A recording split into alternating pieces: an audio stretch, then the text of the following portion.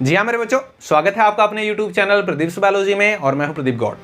आज हम बात करने वाले हैं 40 days plan for MST CT 2023। जी हाँ, वो क्या स्ट्रेटजी आपको फॉलो करनी चाहिए इन 40 डेज में जिससे कि आप अपने मेडिकल कॉलेज, इंजीनियरिंग कॉलेज या फिर फार्मेसी कॉलेज में जा सकते हैं। बहुत ही सिंपल सी स्ट्रेटजी है, सारी चीज़ों के बारे में बात करेंगे। और हाँ, इन सारी चीज़ों को आप पेन एंड पेपर लेकर के नोट कर लीजिए।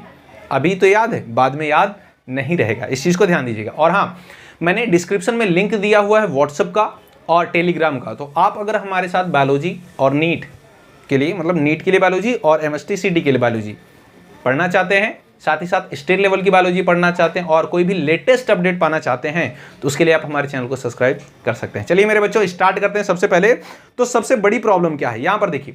पहले हमें क्या करना चाहिए, एक सुटेबल टाइम टेबल बनाना चाहिए। और वो जो स्टडी का टाइम टेबल है अभी के लिए मेरे बच्चों 8 to 10 आवर्स का होना चाहिए। ऐसा मैं क्यों बोल रहा हूँ, जरा समझिए।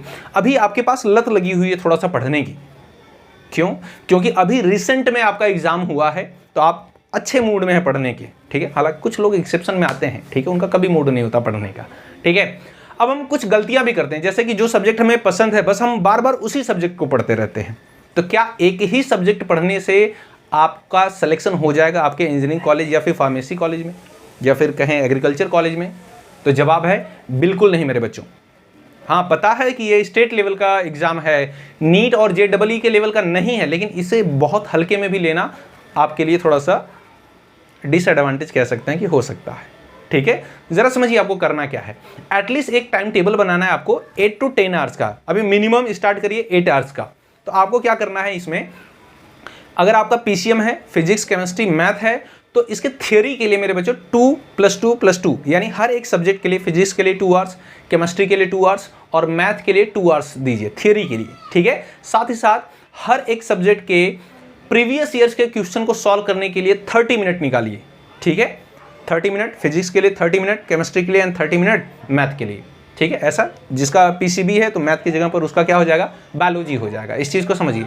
और इन तीनों सब्जेक्ट में से जो आपका हार्ड सब्जेक्ट है, जो कि ज़्यादा स्कोरिंग होता है, उसके लिए आप प्रीवियस ईयर के क्वेश्चन के लिए एटलीस्ट 1 आवर निकालिए। वो डिपेंड करता है आप पे। हो सकता है आपका फिजिक्स, ज़्यादातर स्टूडेंट का प्रॉब्लम होता है फिजिक्स में उन्हें बड़ी प्रॉब्लम होती है। जैसे मैं बताऊं, जो PCM के बच्चे होते हैं उनका मेन क्या है, मैथ है। मैथ आपका अच्छा होना चाहिए, हर एक क्वेश्चन जो है 2 मार्क्स का है। तो आपको ज़्यादा से ज़्यादा फोकस किस पर करना है, मैथ में। जो PCB ग्रुप के बच्चे हैं उनमें 100 क्वेश्चन यानी 50% जो सिलेबस है वो बायोलॉजी का है, तो उन्हें ज़्यादा से ज़्यादा फोकस किस पर करना चाहिए, बायोलॉजी पर। अगर आपकी फिजिक्स केमिस्ट्री अच्छी है तो उन पर भी फोकस करिए।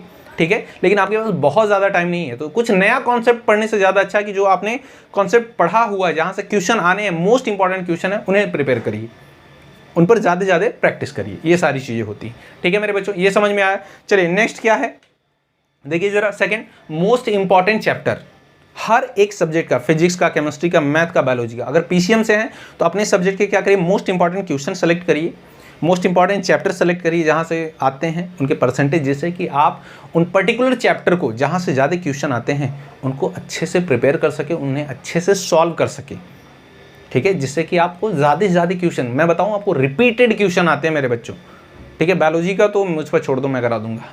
ठीक है, मेरे बच्चों एडमिशन लिए, मैं उनका इंटरव्यू भी लेने वाला हूँ, बस थोड़ा सा डेट नहीं मिल रही है। ठीक है, मुझे मतलब उनको पास है टाइम, मेरे पास नहीं है, लेकिन जल्दी से जल्दी मैं ला दूंगा। उनका क्या एक्सपीरियंस उसे भी आपके साथ शेयर किया जाएगा।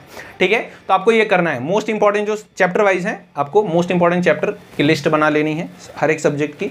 साथ ही साथ आपको प्रीवियस ईयर के क्वेश्चन सॉल्व करने हैं और चैप्टर वाइज सॉल्व करने हैं। इस चीज़ को ध्यान देना, चैप्टर वाइज सॉल्व करना है आपको। ठीक है, फिजिक्स का जैसे आपने थ्योरी पढ़ा, एक चैप्टर जैसे ही आपने फिनिश किया, उस पर्टिकुलर चैप्टर का 100 क्वेश्चन सॉल्व करिए। अगर कम से कम करना चाहते हैं तो 50 से तो कम मत ही करिए आप, क्योंकि सिर्फ अगर आप थ्योरी पढ़ते हैं आपको लगेगा कि आपको आ गया है, सब कुछ पता चल गया, लेकिन आपको कभी नहीं पता चल पाएगा कि क्वेश्चन किस तरह से ट्विस्ट किए जाते हैं या किस टाइप से यहाँ से क्वेश्चन फ्रेम होते हैं। वो तभी आपको पता चल पाता है जब आप क्वेश्चन सॉल्व करते हैं।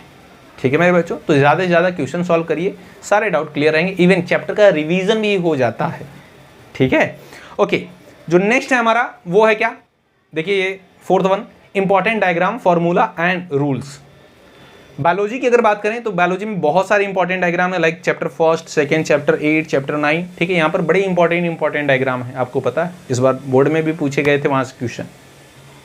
वहीं बात करें केमिस्ट्री में, मैथ में, फिजिक्स में, यहाँ पर इंपॉर्टेंट फॉर्मूले होते हैं, रूल्स होते हैं, वहाँ से डायरेक्ट क्वेश्चन आते हैं। एटलीस्ट 10 क्वेश्चन, 10 to 15 क्वेश्चन तो डायरेक्ट फॉर्मूले बेस्ड होते हैं। तो वो आपको ज़रूर पढ़ना चाहिए, उसके लिए अलग से लिस्ट बना लेनी चाहिए। क्लियर है मेरे बच्चों? एंड फाइनल जो हमारा लास्ट है वो है हमारी, ये देखो, हेल्थ। आप पढ़िए, बहुत अच्छी बात है, लेकिन साथ ही साथ अपनी हेल्थ का भी ध्यान रखिए, क्योंकि आपकी हेल्थ से बड़ा कुछ भी नहीं, इस चीज़ को याद रखना, ठीक है? तो जब भी आप पढ़ रहे हैं, ठीक है, 2-3 घंटे आप पढ़े, 3 घंटे मैक्सिमम, एक बार बैठने के बाद 3 घंटे पढ़िए, 3 घंटे से ज़्यादा मत पढ़िए। उसके बाद बीच में 30 मिनट का, 1 आवर का गैप लीजिए, फिर उसके बाद डिवाइड कर करके पढ़िए। जैसे मॉर्निंग में 3 आवर्स पढ़ लिया, फिर उसके बाद सपोज करिए 8 o'clock से आप पढ़ने बैठे तो 11 बजे तक पढ़े, 11 बजे के बाद गैप दीजिए, 12 बजे से फिर पढ़ना बैठिए 3 बजे तक, फिर शाम को क्या करिए, खेलिए उलिए आराम से, कोई बात नहीं है, फिर 2 घंटे पढ़िए, फिर रात में 1-2 घंटे पढ़िए, ऐसे करके स्प्लिट करके, तो आप बोर भी नहीं होंगे, स्ट्रेटजी भी आपकी अच्छी रहेगी। आराम से 10 घंटे का तो टाइम टेबल बहुत ही आराम से बन सकता है। साथ ही साथ मैं बोलूँगा, गर्मी का टाइम है तो डिहाइड्रेशन नहीं होना चाहिए, बीमार नहीं पड़ना है, इस चीज़ को याद रखना तुम। तो ज़्यादा से ज़्यादा वाटर ड्रिंक करिए, ग्लूकोज वगैरह ले लो भाई, तुम्हें तो पता ही है, विटामिन सी है ना। चलो, बाकी किसी पर्टिकुलर टॉपिक पर तुम्हें वीडियो चाहिए, कमेंट सेक्शन में मेंशन करो, मैं आपको रिप्लाई ज़रूर करूंगा, या फिर उस पर्टिकुलर टॉपिक पर वीडियो बनाकर प्रोवाइड कर दूंगा। मिलता है आपसे नेक्स्ट वीडियो में एक नई इन्फॉर्मेशन के साथ, तब तक के लिए जय हिंद। पसीना बहुत हो रहा है ना, गर्मी है, कोई बात नहीं, एसी लगवा देंगे। चलो बाय।